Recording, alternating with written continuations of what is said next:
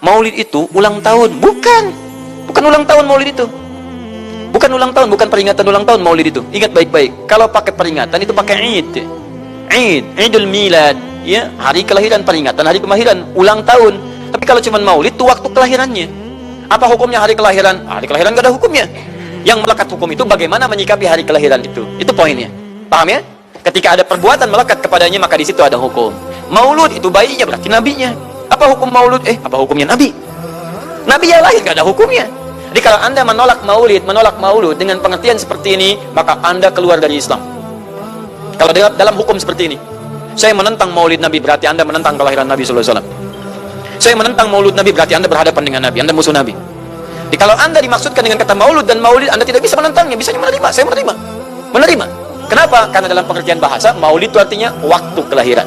Maulud artinya nabinya. Bagaimana menyikapi maulid dan maulud itu? Saya tahu nabinya dilahirkan, nabinya sudah ada. Jelas ya? Maka kemudian saya pun tahu waktu kelahirannya. Bagaimana kemudian menyikapi itu semua? Maka Masya Allah, Quran surah ke-11 tadi, 10 tadi, Yunus, ayat 57 sampai 58. Kalau sampai kemudian ke 58-nya, falyafrahu. Gembira antum. Gembira, bahagia, silahkan. Ya, maksud tidak gembira, Nabi Isa gembira, kita tidak gembira. Ya, Nabi Ibrahim gembira, kita tidak gembira. Nabi yang tidak melihatnya gembira. Masa kita yang mendapatkan bagian Nabi tidak gembira? Jelas ya? Nabi yang mengharapkan hadir saat kedatangannya gembira. Kita yang mendapatkan kedatangan beliau walaupun tak mampu melihatnya, dan kita menjadi umatnya, masih tidak gembira? Umat dulu bukan bagian umat Nabi Muhammad, karena Nabi Muhammad tidak hadir di zamannya. Gembira dengan berita kedatangan Nabi Muhammad, padahal nabinya belum datang. Masa kita yang jadi umatnya, yang nabinya telah kemudian kita dapati walaupun tidak melihatnya, masa kita tidak ikutan gembira? Maka pertama kita mesti gembira. Maka yang kedua, bagaimana mengekspresikan kegembiraan itu?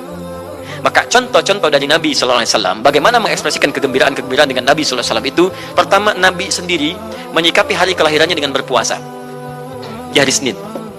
Jelas ya?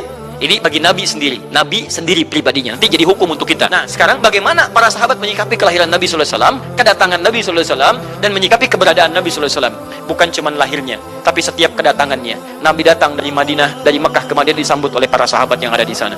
Nabi datang dengan perang Tabuk, dari perang Tabuk disambut oleh para sahabat di sana. Tala al-badru alaina min thaniyatil wada'i wajib syukru alaina madalillahi da'i. Masya Allah, disambut dengan madid.